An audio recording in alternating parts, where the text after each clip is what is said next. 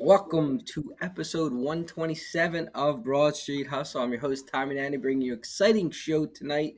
We got Phillies baseball finally starting on Saturday afternoon. So we're going to discuss the game three of Mets and Brewers going on right now. So we'll know who we play by the end of this podcast or when we post it. But we're going to give you scenarios for both sides, who we want to play, kind of how they match up. We recap that disaster down in Tampa Bay for the Eagles, and then as always, we'll review our picks as we don't have an Eagles game to preview, so we'll save us a little bit on the back end there. Like I said, I'm your host Tommy Nanny, as always, sporting the Pete Rose jersey. I have Jason Sayed. That's right. I am supporting Charlie Hustle in memory of Charlie, and hopefully we could bring a World Series home for Pete's memory. And I got not shown on the YouTube channel, but he is wearing looks like a Phillies hoodie. It's Jimmy the Chalk. Interesting fact I learned today, Charlie Hustle was originally given to him as a derogatory nickname, not as a compliment. What, it wasn't the minor leagues or something? It was like Whitey Ford and Mickey Mantle gave it to him as like a derogatory thing because he didn't stop moving. It was like, oh, look at Charlie Hustle over here. And he turned it into, about that. It's like the Rudy thing, I guess. Like he had making the other guys look bad. Yep. And in the Ripley's Believe It or Not Hall of Mirrors at the bottom of our screen here, not sure what that T-shirt is Christopher Michael Meeker. How you doing? I don't know what's going on with this iPad. He just froze. There we go. Messing with it. My good. All right, you're back. Good. Stop messing with it. Yes. I'm kind of surprised Meeker made it since both of his favorite teams lost last week, but yeah. We'll talk about that. Yeah. All right. Well, before we kick it off, as always, a word from our sponsor, Giovannini's Pizza. You tried the rest, now try the best. And still going on is the Super Sunday special. Put the coupon code Broad Street Hustle in there when you order pizza online. And great news, during Red October in all Phillies games, use the coupon of Broad Street Hustle. And again, buy one, get one free pizzas exclusively between Giovannini's Pizza and Broad Street Hustle Podcast. I feel like they got to run a tomato pie special for Red October. Well, I'm not part of their. We'll have to email. The owner doesn't speak the best English. Yeah, reach out directly, Chalky. I'll try to. You'll have to stop by because I don't think they have a cell phone either. But and their website's not working right now. If Phillies preview, so like I said, Game 3 is going on. It's currently 0-0 in that Brewers Mets game, but by the time we do post it, we're probably going to know who we play. Jason, who do you think is going to win this game? Who do you want to play? And what do you think how do they match up against the two teams? Yeah, I couldn't tell you who's going to win this game. I mean, it's honestly, it's a toss-up. It seemed to me like I watched the first inning. Quintana was getting hit pretty hard. Like they were on him. So I don't know. That could be a precursor of what's to come. But who do I want them to play? I think it would be an easier series if they played the Brewers. Well, I do think they'll beat either one of them. I think the Mets might be a tougher, longer series, but I'm not impressed at all with the Brewers. Like their pitching, all right, I'm going to read out both pitching staffs to you, not relievers, but the Mets have Severino, who has already dominated the Phillies, Manaea, who's already dominated the Phillies, McGill, who I'm not a fan of, and Quintana. Brewers have Peralta, who's wild, Montaz, who stinks, this Harris guy, who's nothing special, and then I guess Charlie Ray would be their fourth starter. And their lineup, they're missing. What's that? Colin Ray, but it's good get. Colin Ray. Yeah, I said Charlie Ray. And then they're missing their best player in Yelich, their best hitter. So I think the Brewers would be an easier series. They do have a lights-out closer, though, so that would be scary because Devin Williams is really good. The Brewers, too, that pitch staff's all right-handers as well, right? And that's a good point. I thought of that, too, before. Like, Manaea and Quintana are both lefties, so you probably would rather face a right-handed dominated staff. So That's what I would think. Come back to me after you go to those guys because I have a couple other Phillies points I wanted to talk about. Yeah, Chalky, same thing. Who do you have here? Who do you want to play? And who do you? How do they match Who do up? I have? I'm like Jason. I don't know because it looked like the Mets were ready to put it away last night, and then they gave it back, and they've had some interesting games over the last week or so. I'm with Jason in that I would give the slight edge to the Brewers as far as who I'd rather play. If we're going to be worried about the pitching staff, the Brewers lineup is not packed or hitting the way that the Mets are. Lindor is not 100% healthy, but he's back, and he wasn't around for the last two series they played, and the Mets put up some runs in some of those games. And plus, I just don't need the attempted New York takeover of Citizens Bank if they make it. So I would prefer Milwaukee, but I've been low on Milwaukee all year, and they've proven me wrong. But Milwaukee. Meeker? Yeah, going into the game, you asked like who would you favor in the game. I thought after the Mets gave that game up last night that Milwaukee would win this game, but I thought if that was going to happen, they would come out, with an early lead, which they haven't obviously done. When we talk about who I'd rather play, meaning who I'd rather play because I think it's going to be an easier series for them to win, I probably would go Milwaukee as well for some things that we already talked about. One being that they're a right-hand dominant starting staff. Another being that I feel like the Mets lineup is a little more diverse with lefties and righties. And like Chalky said, Lindor has been on fire, since he's been back from the injured list. The Phillies were 3-0 in their first three games against the Mets, but ended 4-6. So, and of course, we were witness to one of those losses in a game that we went to, and lost 3 of 4 in the most recent series they played against the Mets. They play them more often, so they know the Phillies a little better. So yeah, I'd rather play the Mets if I had, the Brewers if I had my choice. But when you look at the stats, I know they only played 6 games against Milwaukee, and they played 13 against the Mets. But they only hit like 223 against Milwaukee in their six games against them, and no one really stands out with their statistics against the Mets. Harper and Bohm have both had pretty good years against the Mets staff, and they hit it 241. So it's a little bit better than they did against Milwaukee. If you look at all the, I don't know, Jason might want to discuss this stuff, so I don't want to steal any thunder. Like all the pros and cons to these things. The one thing that Jason also mentioned was the bullpen. The Mets bullpen is not as good as Milwaukee's bullpen. The Mets staff probably a little better than Milwaukee's staff. I'm not worried about Quintana or maybe McGill or any of these guys that they'll throw out there, but against the Brewers, they're all very average starting pitchers at best. So, I think that's an easier path. Do I think it would be more fun if they played the Mets and beat the Mets because they've never played the Mets in the playoff series that we were talking about the other night, Jay? Yeah, I think it would be more fun. But if I want my team to win, I'm going to take Milwaukee. Yeah, I think you'd be hard pressed to find somebody that says they think, rather play the Mets than the Brewers because they think the Mets will be an easier out than the Brewers. You'll have your group of people that would rather play the Mets because of, like you said, Meeker, people are into it'll be fine. I'll get more out of beating the Mets than the Brewers, blah, blah, blah. But I don't think you're going to have anybody that, can look at these two teams and say, especially the way the Mets played, from All-Star break on versus the Brewers, etc. Yeah. Jason, you said you had some other things to go to you? Yeah, two quick points. It sounds like, I don't know if you guys were seeing some comments today from Thompson. It sounds like while he's still coming out and saying he's thinking about who's going to be the second starter. Doesn't that, to you guys, mean it's going to be Sanchez?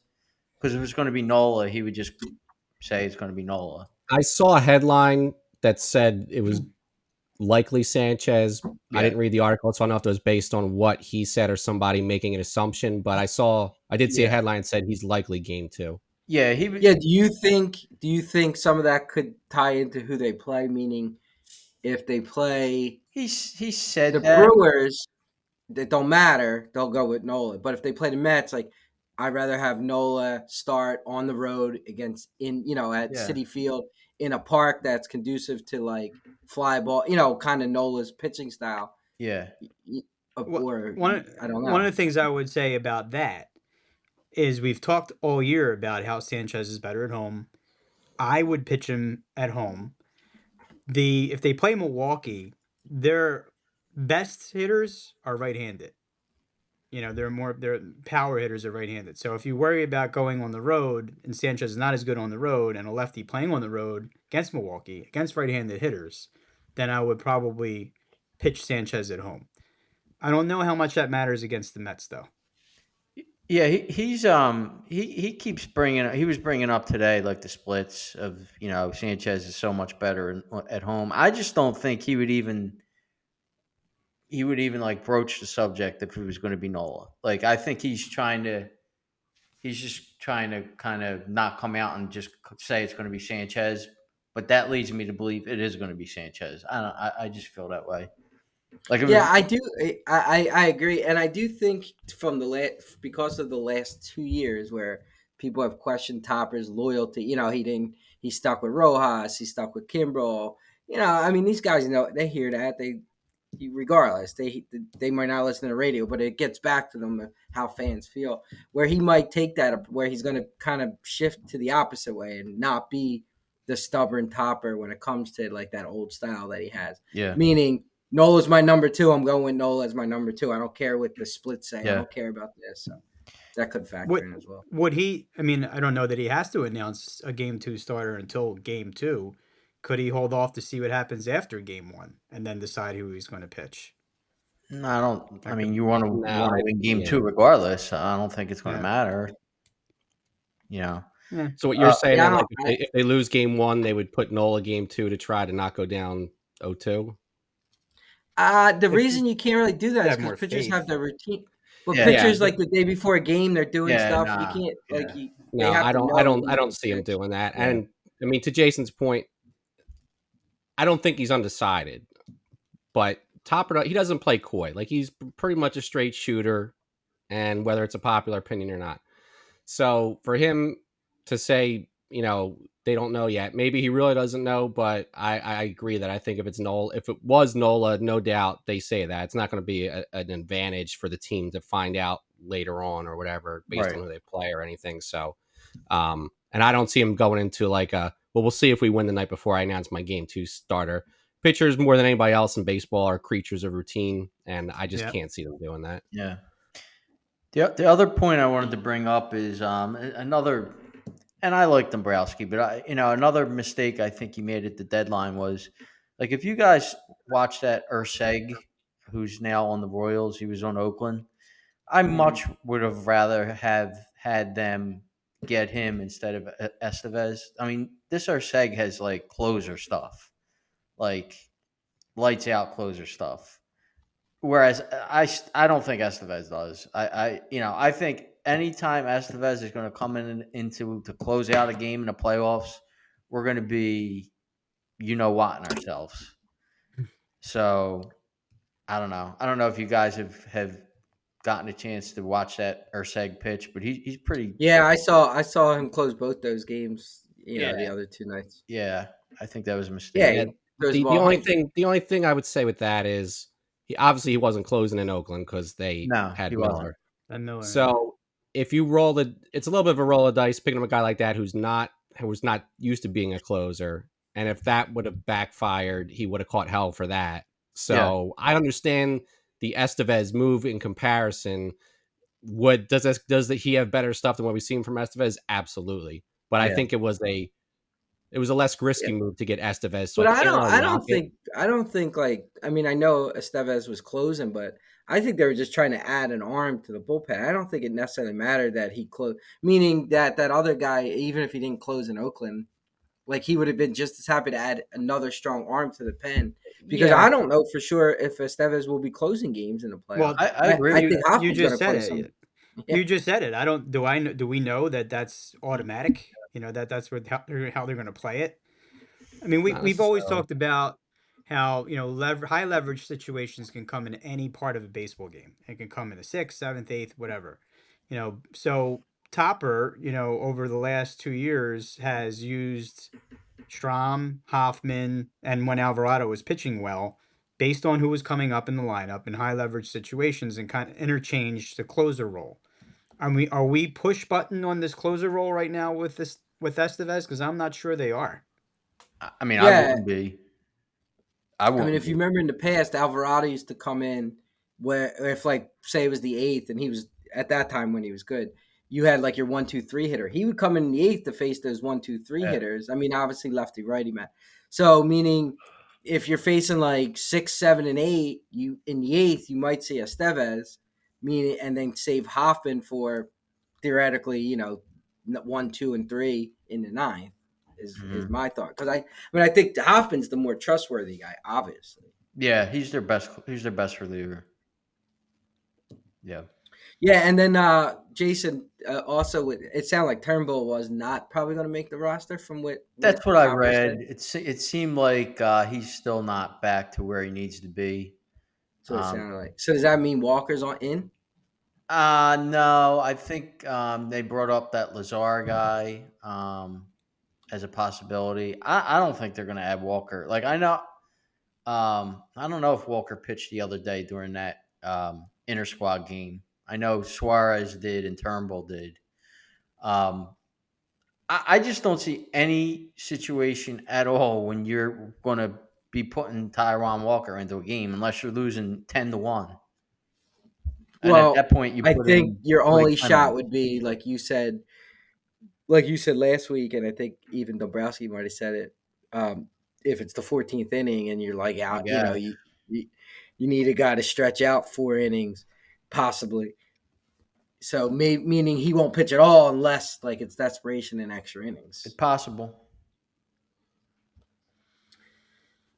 Okay. I mean, anything else on the Phillies before we talk about the Eagles? And we went through opponents.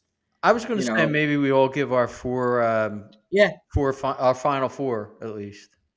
We don't sure. have to give winners, but final four.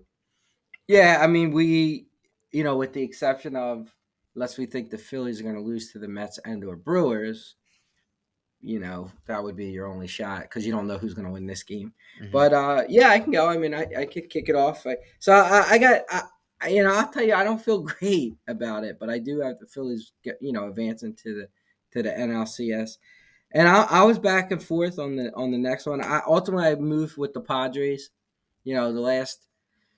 The last couple of years, the bye team, I think they only won one out of the four each year, each of the 2 years. Now, Houston won the World Series as a bye team. And Padres were just playing better baseball than the Dodgers going into the playoffs. They almost caught them. I mean, they got Otani now, so it could be a different. But that pitching staff's not terribly strong. So I'll go with the Padres. I do think the Yankees are going to beat the Royals, although I'm not locked in on that. But I have the Yankees beating them. And I'll ride the hot hand of Detroit. Right now, they look really tough, and I mean, with Scooble, it's going to be tough to always beat them in a game one. So I'm going to ride that. So I got Phillies, Padres, Yankees, and Detroit. Chalky. I am identical to you. So that would be Phillies, Padres, Yankees, Detroit. You want to add anything to that? I mean, Tigers more riding a hot hand. I don't know that they're as good as Cleveland, but I mean they're rolling, and I don't think it's a cakewalk for the Phillies, but I feel decent enough that they get through. Meeker.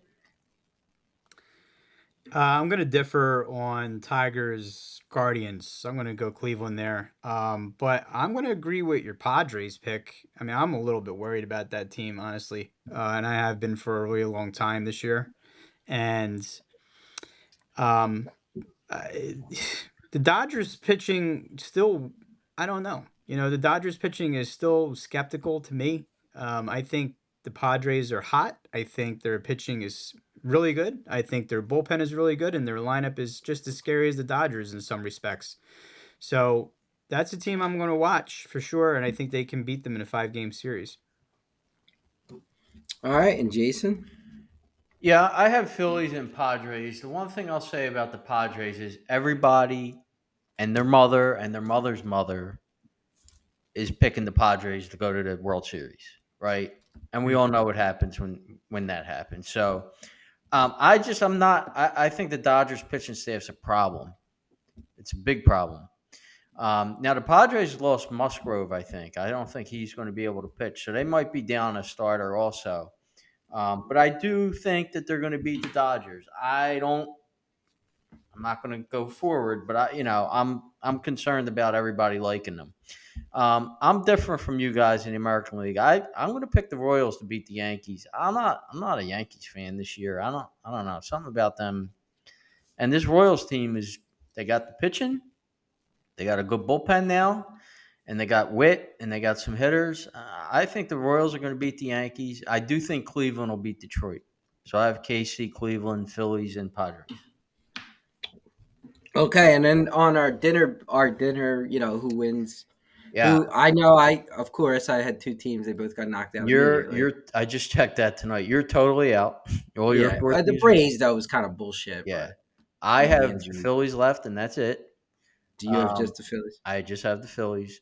Meeker has the Padres and Yankees. And the Yankees.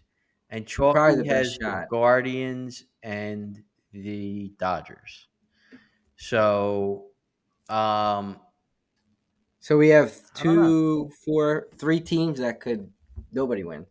yeah. I mean, there's a possibility nobody would win. A good possibility. I mean, yeah, these American League teams are hot. There's a shot. How far? right. We had 16 teams we picked 4 each, right? Four teams each. Yeah. You Yeah, had so we all didn't- 4 teams in the playoffs, but 2 of them lost. Houston lost. Yeah, Houston was one. No, I didn't Meeker have Arizona. Oh, Arizona. Yeah, that's right. You had Arizona and Houston. Yeah. Yeah. So obviously we didn't get to the Royals. Like the Royals were not one of our 16 teams when No, we were nobody picking picked this. the Royals. Brewers weren't part of them either. Interesting. Okay. Yeah, I don't think none of us were really high on you. I was high on the Royals, but I didn't think they would be as good as they are. But Yeah. I don't think Yeah, any of I us were think really high on the this Brewers. podcast, if I recall, a bunch of you guys had Royals as like a sleeper team. Yeah, I know. Yeah. But not like, I guess, a winning, a team. What's funny is we could have did this at the All-Star break and nobody still would have had the Tigers. No. Well, probably the Royals. Yeah. Or The Tigers wouldn't have had the Tigers. so interesting. All right, let's. The offices are not anxious for a Kansas City Milwaukee World Series. I will say that much. So No, that would Yeah, be a well, disaster. they might bring Well, Angel you will Hernandez get- out of retirement for that series. Make it interesting. All right, let's move on to the NFL football. Specifically, we'll talk about the disaster down in Tampa. That game was over when the Eagles plane landed, and they put zero effort in trying to win a game. They have a lot of guys that, what does Jason like to call pigs on the team? They have a lot of pigs. They do. Maybe Carter, pig when he wants to be. Davis, pig Pig. when he wants to be. Correct. And that happened last year, and it looked like, again, it happened this year because it was hot. They had injuries, and they have a bye week coming up, and they decided they didn't feel like playing football on Sunday. With that said, Jason, what's your thoughts? I agree with that. I heard somebody, and I'm trying to remember where it was now, that made a point about when a team has shown that they quit, and the Eagles kind of quit in the second half of last year, right? And most of that team's back. You got to question heart, and you're going to quit. Then I agree with Tommy. I think they said, okay, we don't have Johnson, we don't have Brown, we don't have Smith. We're not winning this game, and they played like it. The Eagles were. The final score is 33-16. Wasn't as close as the score. They were outgained 445 to 227 in yards. Mayfield was doing quick hitters, couple step drops and hits. They weren't adjusting to these quick hitters. He picked them apart. And by the way, he's another quarterback that's better than Hurts. Anyway, Hurts looked terrible. We'll get the Hurts. So keep going. Good. Okay. Hurts again looked terrible. He had the back-breaking turnover. He's got no pocket presence. as Tommy said, I guess we'll talk about that later. But Well, I do have a question, so I yeah, could pose that question now. Who has better pocket presence? Is it Jalen Hurts, Stevie Wonder, or Ray Charles? If you had to pick one. well, Ray Charles is dead, so he's probably going to be last. I would I don't assume. know. I don't know. I don't know. Now Stevie getting up. Wonder is also not blind, so That's true. There's questions about whether Stevie Wonder. Who said anything about being blind? I'm just saying who had better pocket presence. yeah, the reference seemed to be Yeah. two Yeah. blind guys. Chalky, as a Jalen Right. Hurts apologist, Non-blind do Stevie Wonder you want to conspiracy. cover that as a Hurts apologist? I'm not a Hurts apologist. I'm just objective, unlike some hosts here who are actively rooting against Hurts, or at least as the rumors have been over the years. Yes, that's huge. I don't root against. I'm just Hurts. saying there was quite a livid Yeah. discussion last year when one of the other hosts accused another one of actively rooting against Hurts. I had to pull the bleeper out for that one, but Yeah, well, nonetheless, that's somebody who's getting owned in the conversation and had to start hey, saying stuff like that. Not really. Yeah, No. really. one of No. Hurts's Yeah, worst performances as a pro. I mean, the problem is he's not the guy that's going to put a team on his back without any decent players around him. And yeah, well, We see I hate that argument too. Like, well, Hurts can win when he has guys. Everybody can win when he has guys. I can do good. tired of hearing It doesn't make a good this quarterback. guy's got weapons. No one said maybe a good quarterback. I've seen bad quarterbacks still not win with guys around him, but he's not. He doesn't play at the level where he can play without good receivers. So he's not a great quarterback, not a good quarterback. Perfect play of why Hurts stinks. Forget about his pocket presence. Forget about his turnovers. He can't read defenses. He's late on throws. So what do you need to do when you can't do all that? You need to have a good NFL football arm. He rolls to his right. Saquon Barkley is wide open. He doesn't have enough arm strength to even get his body around to throw it to Barkley, who's wide open. The ball sails into the right, into 5 or 6 yards out of bounds. It wasn't even in the field of play because he just doesn't even have the physical attributes to make throws, let alone the mental ability to read defenses and not be slow on. And he just had I think he gets worse with every game. I agree.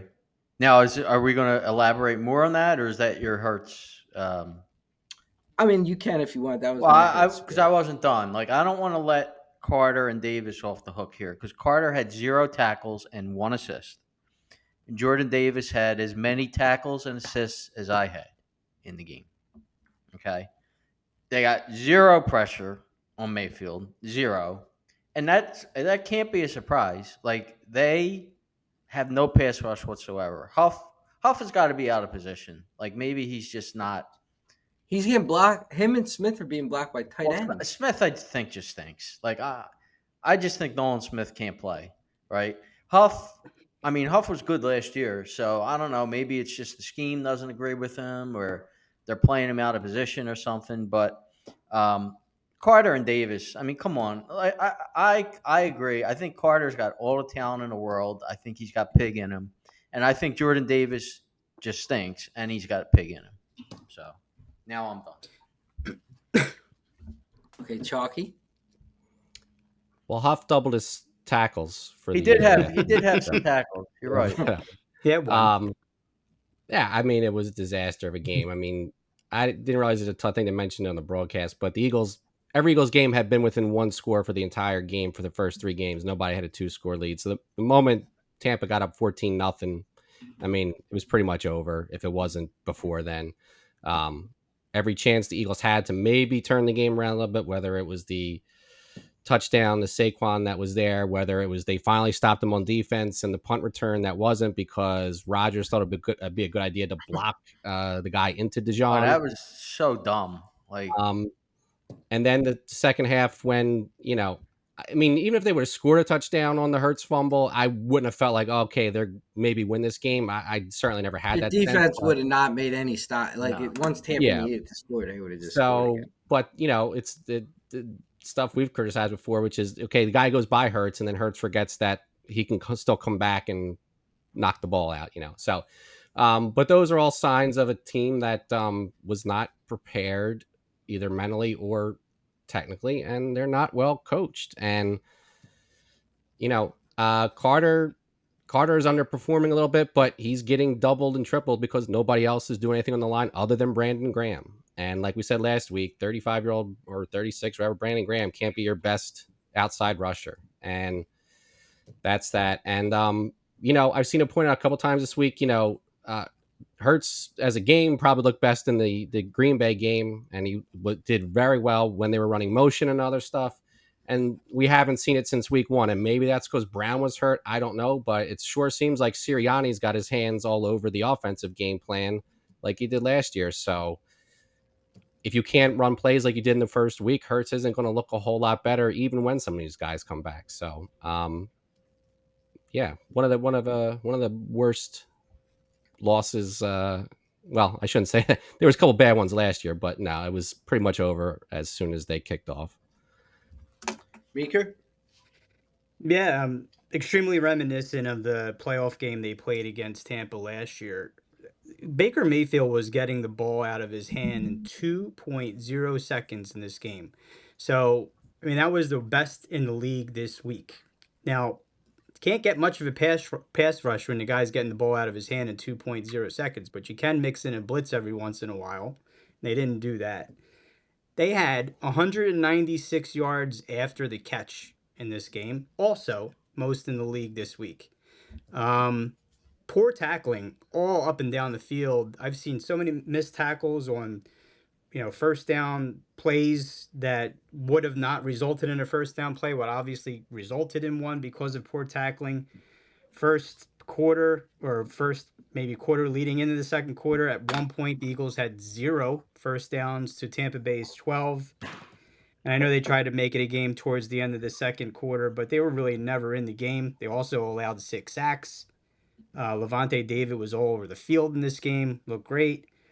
36 minutes of possession on the Tampa Bay side. You can go on and on. The 2 turnovers to 0. Of course, you're going to lose a game like that. I was trying to think of some sort of bright spot, and the only thing that I can come up with was, Barkley's big run. Saquon's, obviously the best player on that offense and has proven to be. But, I mean, yeah, you could make the excuses that Smith wasn't playing, Brown wasn't playing. And it's a good excuse to make, I guess, but in the end, I mean, it was just a horrible performance. And I asked this question in the beginning of our football preview. Do you think a few coaches were going to make it through the season? And Sirianni is on my list of coaches that probably will not make it through the season. This continues. I see a change coming pretty soon. Yeah. I mean, I kind of had some questions around that I was going to maybe pose, but I just find it hard to. I mean, they would have to almost be out. Like, you look at the years they fired coaches, it's always. I mean, they let Ray Rhodes coach till the end without firing. I mean, Andy Reid they fired with 1 or 2 games left, and that kind of got ugly at the end. And Chip Kelly they fired because of all that other off the field crap with Lurie. Kelly's the only one he didn't wait till the end of the year to fire. Did Reid? I thought Reid left before. No, did he wait? Reid stayed. Reid finished the season out. Yeah. So it was just Kelly. Yeah. So I mean, they don't really have that MO of firing coaches during the season, and it would make them look extra bad because everybody wanted Sirianni fired in the offseason, and it sounded like it was Howie. I generally believe that Howie Roseman has more to say than Lurie. I think he convinces Lurie to do what he wants. That Lurie kept Sirianni to have a fall guy, so when the team looks bad, it's another year that everybody just kind of ignores Howie Roseman's poor draft picks and all this, and it gives him yet another year. Say, well, Howie will fix it. And he doesn't take the fall for any of it. And he layers that in there. Now, maybe it's, that's crazy, but I really do believe that. Because there's nothing that says Sirianni should have came back this year. Nobody wanted him back. He had all those, the team, when a team quits, like Jason said at the year, when does a coach ever come back from that? They fired every coordinator and kept the head coach. Have you ever seen that before? No. Yeah. I've never seen that before. Well, they have, so off the bye, they have three, in my opinion, 3 games that are completely winnable games off the bye. They're Who home are they? against Cleveland. They're home against they're at the Giants. Then they play the Bengals in Cincinnati, and then they're home against Jacksonville. Wait, If they lose The 3 of Bengals those, in Cincinnati is. I don't know how no, that's winnable the that one is. game I said that they'll probably lose. Okay. I said they have 3 Okay. winnable games. If they lose 3 of these 4 games, and what are they coming off of 5 out of their last 6 last season, or however many they lost? That would be like a record of 3-10 or 11 in the last 14 games. You Yeah. think he's going to survive that? I don't Yeah, think but so. what I'm saying is, it's at that point it's too late. Like they're only firing him when the season's Yeah, I think. They would just do it to make a change. I mean, you have to do something. Listen, yeah, but they'll be 3-6 at that. They ain't coming back from that anyway. I've Yeah. alluded to this before. I think Howie Roseman gets way with awful drafts, especially defensively. Like, who is he drafted defensively? I mean, Carter. I like Carter. I think Carter's good. I think Chalky's right. They're doubling him. He's still got to do more than he did last week. But Yeah, no, Carter's legit. Carter is legit. he's There's legit. no But way. who else has he drafted defensively that we could say is good? I mean, We'll Mitchell see if looks like Mitchell's he's going to be okay. a good Maybe. player. We'll Yeah. see. He looks all right so far. But who else? When does he first start getting credit? After Reed leaves, I guess, for the drafts? I would think. Yeah, so like Graham and Cox would not No, be. that's Reed. That's with Reed. him. Yeah, no, not when Reed was there. Yeah. His drafts are We're sitting bad. here thinking, I mean, Sweat looked like a good pick for a couple years, but he hasn't done anything the last season and a half. So They haven't drafted a good linebacker in like Ever. however long. the last Or half decent quarterback. linebacker they What drafted corners was like have they drafted? the Jalen kid from Mills in the Texas. 7th round. Mitchell was their highest So he draft pick at corner in he the gets last off however the many hook years. way too easily. That everybody Yeah, thinks. and I think that was one of the reasons why they brought Sirianni back, because it creates a fall guy. Yeah. Well, Sirianni was willing to go along with what they wanted. Peterson got fired because he wouldn't remove the coaches again, and that's foul. Sirianni was willing to fire the coordinators and bring in whoever. I don't even know if these are the guys Sirianni wanted. I mean, Fangio probably, but I don't know if he wanted Kellen Moore in here. You can't run an organization like the head coach has to be part instrumental in the organization. Now I do think though, we talk about, I think you talked about the motion, and now we blamed Brian Johnson last year, and now we're going to start to blame Kellen Moore, blah, blah, blah. But the common denominator of all this is that Hurts is the quarterback. Yeah. And I think he's limited in what they can even coach him to do. Yeah. Like they can't run certain plays because he doesn't understand how it works. I Like, blame I Kellen honestly Moore for believe none of that. this so far, just for the record. I have no blame on Kellen Moore right now. To me, it's Hurts and it's Sirianni. Yeah. Wow. I mean, if you're blaming plays, you got to The look at the defense offensive in coordinator general. too. I mean, Before I But forget. I mean, you say that, but Kellen Moore has not called an offense in his history as a coordinator the way he's called the last 3 games. I can't imagine why he would change now when calling it the way he usually does was successful in game 1. Now you could say he's adjusting for injuries, but to me it seems like Sirianni's getting more involved. I just find that hard to believe that game 1 we had a good game, so Sirianni steps in and changes the whole offense. I mean, it's is he calling a different game just because AJ Brown's not in the lineup? Maybe. Why do you have to do that? Why do you? I would agree you don't have to do that. I mean, for Kellen Moore to make these calls that he didn't make last year in LA, wasn't calling this kind of offense for Dallas, it's either because Brown is out or somebody else is playing their hand because it doesn't fit any pattern he's ever done before. So that just doesn't make sense.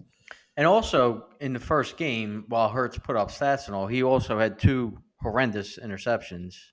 So he still turned the ball over like crazy in that game. Or yes, one interception, was it 2 interceptions or 1 interception? 2 interceptions, 1 fumble, but the fumble interceptions, wasn't 1 really fumble. him. But that was the bad snap. Yeah, that bad wasn't snap. Yeah, but two bad interceptions. And again, not that I thought they were coming back, but it's another turnover where you took maybe at least 3 points off the board by the fumble. momentum.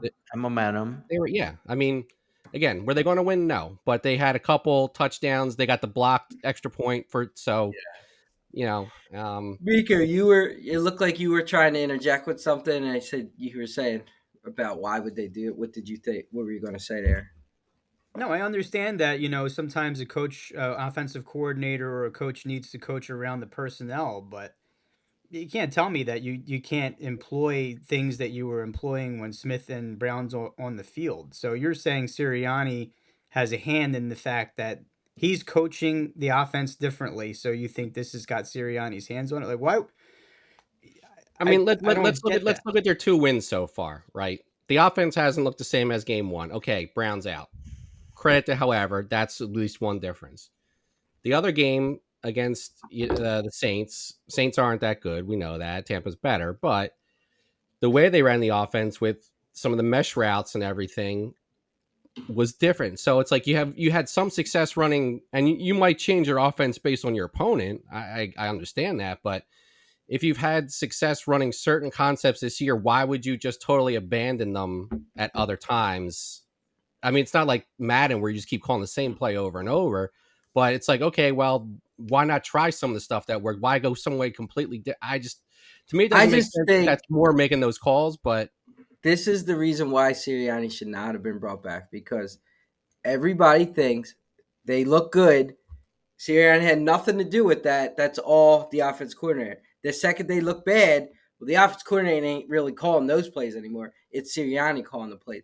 So the organization set Yeah, Sirianni up to not be successful. He don't get credit for good. He he's in a only gets credit no-win for bad. situation. He's in a no-win Right. situation. This is why you Yeah, blame the organization yeah.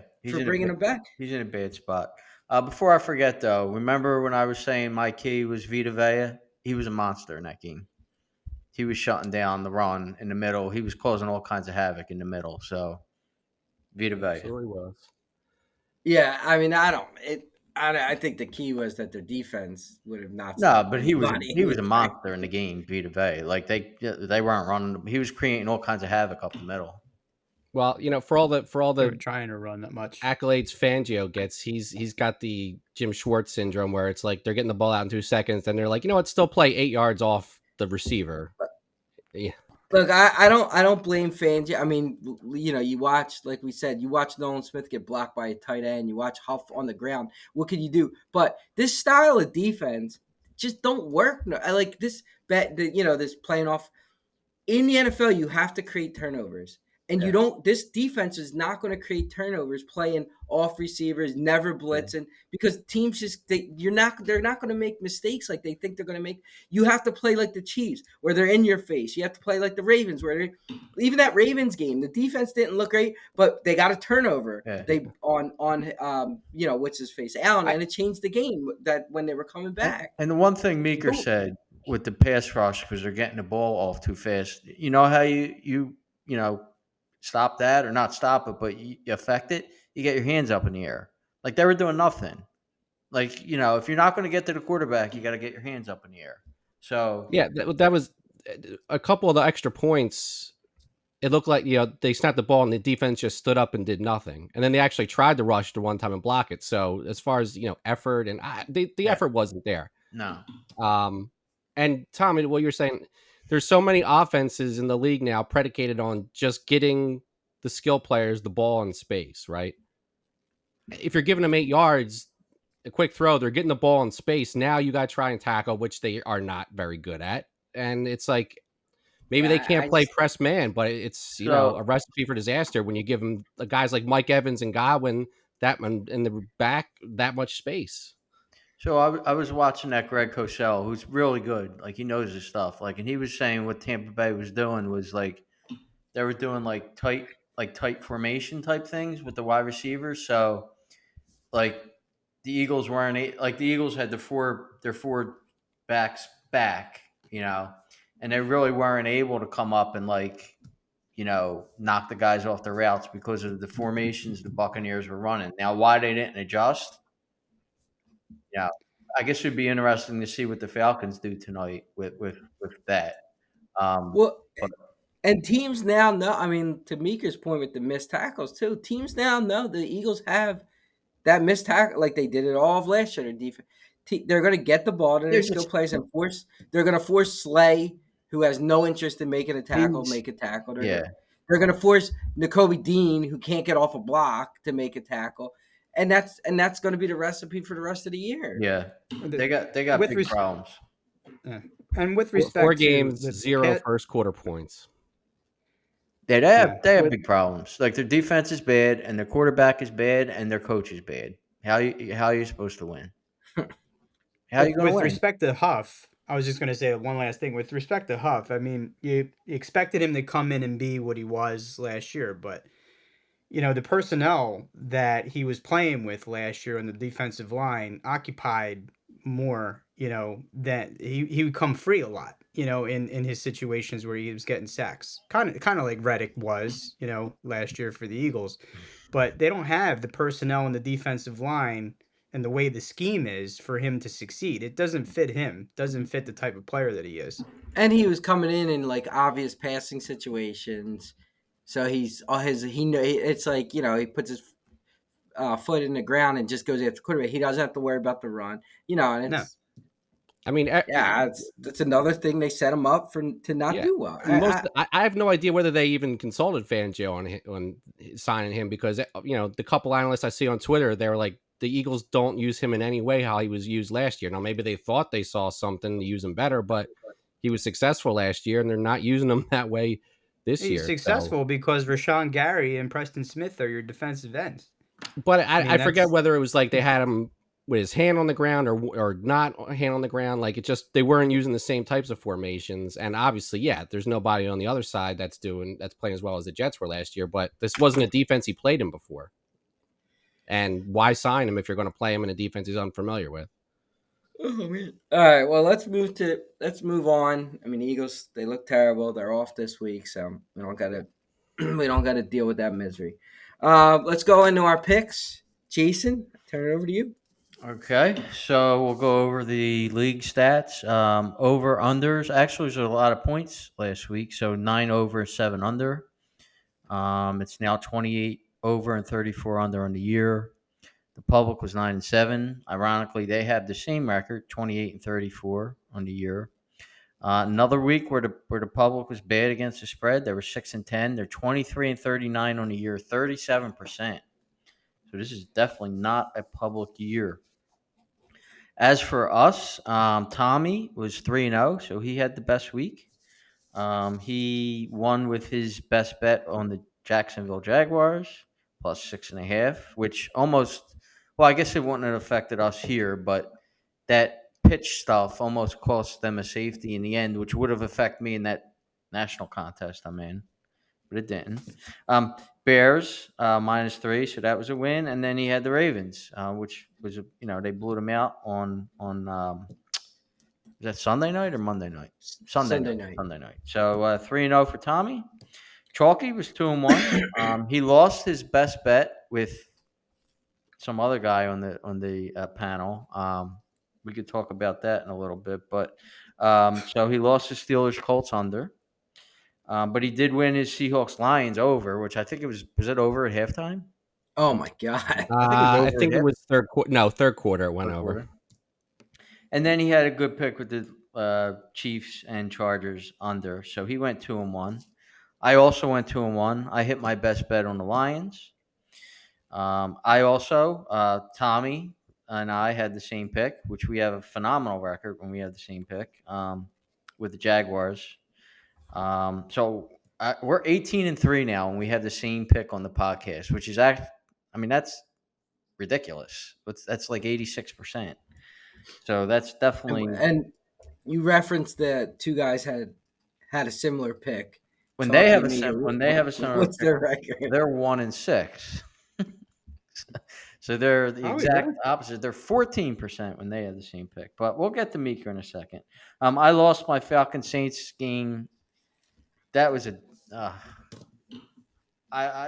so I'm in that other national contest too. So I had the Falcons and under, which turned into a disaster because it was the Saints and over. But that was bad. And then Meeker went 1-2. So he had his Steelers Colts as the best bet, which again, So it's not technically when they have their best bets the same. It's just when they have the same pick, they're 1-6. But I guess it might be extra special when they're the best bet. So Meeker lost that. And that was Mika was right there. Steelers were looking ahead to the Dallas Cowboys. Yeah, they were looking ahead to the Cowboys. Yeah, They were. just because, but they were.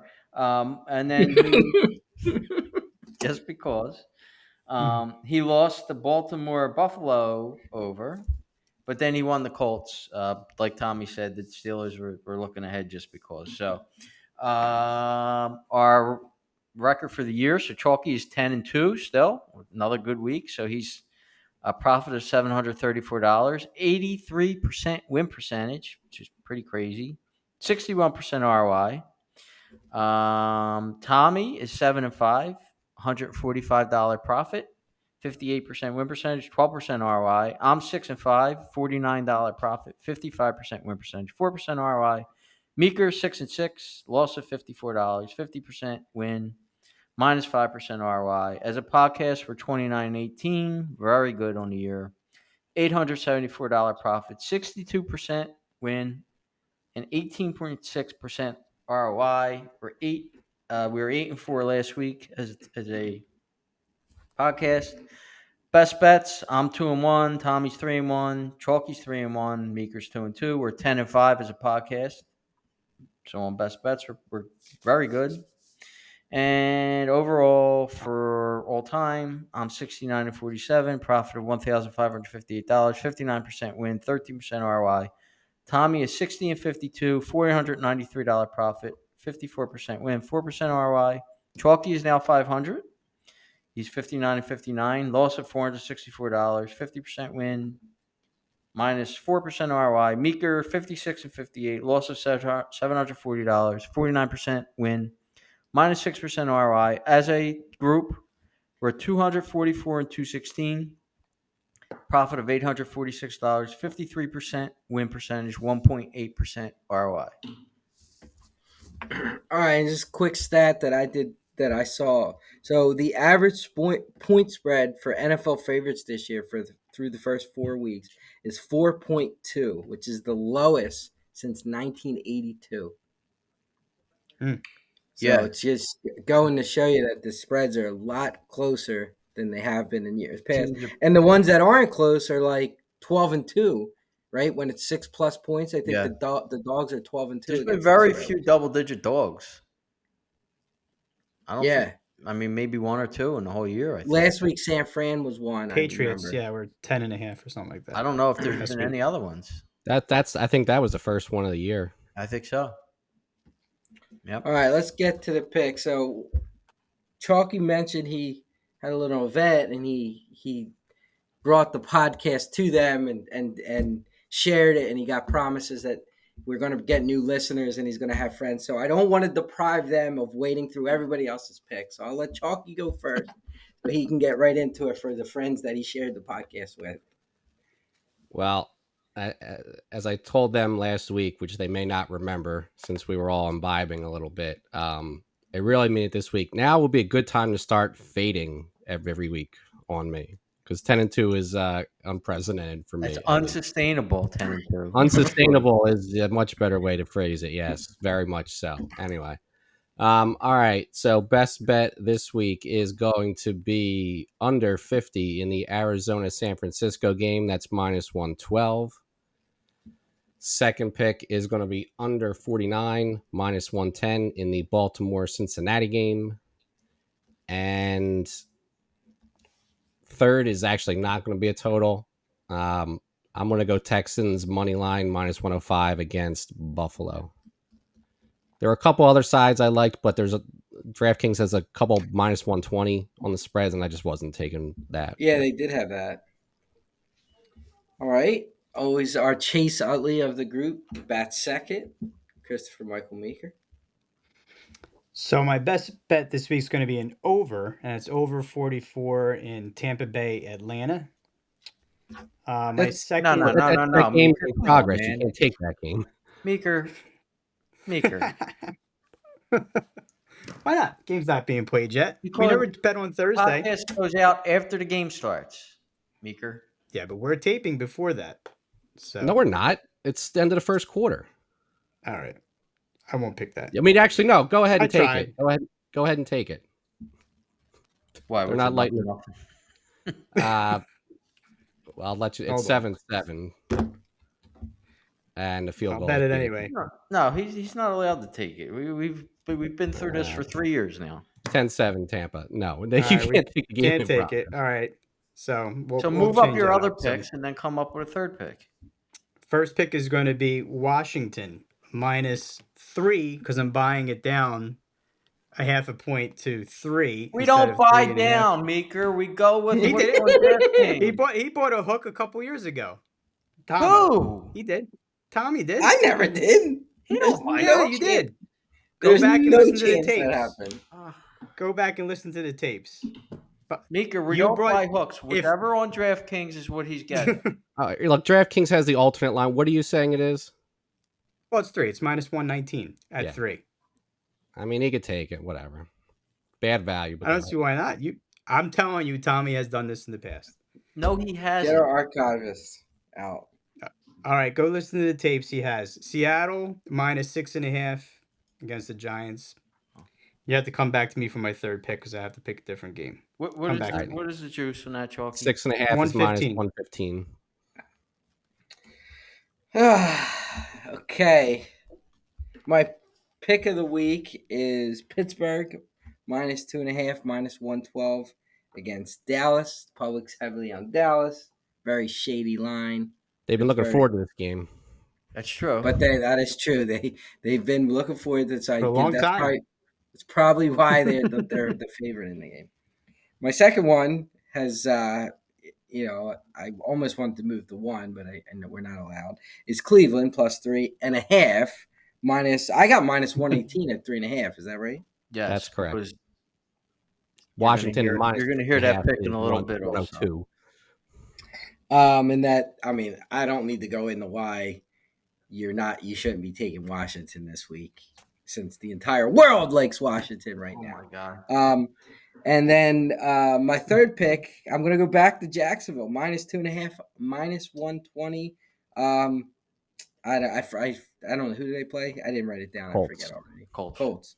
Yeah, it's just another. It's an 0-4 team. They're writing about how Peterson lost a lot, blah blah blah, and they come out and they're 2.5-point favorites. Another shady line. Jason. So my best bet is the Cleveland Browns at +3.5, -118, because the Washington Commanders is the Joe Public pick of the decade, the absolute decade. So the Okay. Browns +3.5 is my pick, as my best bet. So that's one that we have the same, Tom. The second we have the same is the Jaguars at -2.5, -120, because I think they're finally going to win this week. I'm glad the 120 scared me off because you guys would kill me if I made that pick. Well, What, 10-2 record this year? yeah. Not on sides. Not on sides. Yeah. No, I like I another. think the three of us have a losing record making the same pick, which is probably because I dragged it down. I think you might be right about that, Chalky. But Yeah. my third pick is going to be under in the Saints-Chiefs game, under 43 -110. I have another pick I kind of like, but I like this one better. Okay, Mika, did you come up with your third pick? I'm going to go under in Chicago, Carolina. It's under 41 -112. Okay. And I will like to point out, I'm now 4-0 in my touchdown guys. Yep, So and I'm everybody horrible. knows. I'm 1-3. Jason has not been very good. Chalky, I think, is Not good. 2-2 maybe. 2-2. And Meeker 3-1. Might be 3-1. No, I think 2-2 also. Maybe Is he 2. 2-2? Okay, I not think sure. so. But does anybody have any particular play? Not No, necessarily for our I got touchdown. to circle the wagons, so I'm going to have to put more research. I'm not taking a Jets player this week. I could tell you. No. No. That is You my do other yourself pick, by the way. I like the Jets in that game. Do yourself, if CBS puts yeah. out like the fantasy football stats of a defense against particular positions, just give it a look this week. That's all I'm saying. Because Denver was very good against wide receivers in the fantasy football picks, where they've only let up one touchdown to receiver in the first 4 games or 3 games. All right. Well, next week we'll have the Philly series wrapped up. Not Hopefully. yet, right? Perhaps. Maybe. Probably. We may. If it ends in 4 or less, it'll be done. Yeah. Okay. So we'll definitely. I mean, yeah, if they lose in less than 4, we might not be doing a podcast. I got news for you. But if hopefully the Phillies are wrapped up and we're celebrating and on to the NLCS. But that was episode 127. We're also going to do NBA preview next week. Our NBA preview show. Did we decide? Is that next week? That is next week. Okay. Assuming right. the Phillies aren't knocked out. Yeah, probably. Mm-hmm. So that's if you've listened in the past, we just kind of go through, scenarios of teams we like and over-unders, division winners, finals, playoffs, blah, blah, blah. So it's always a fun show when we go through that. We give out some of our awards. So, guys, MVP and blah, blah, blah. So that'll be fun. Episode 127, Broad Street Hustle. Have a great night.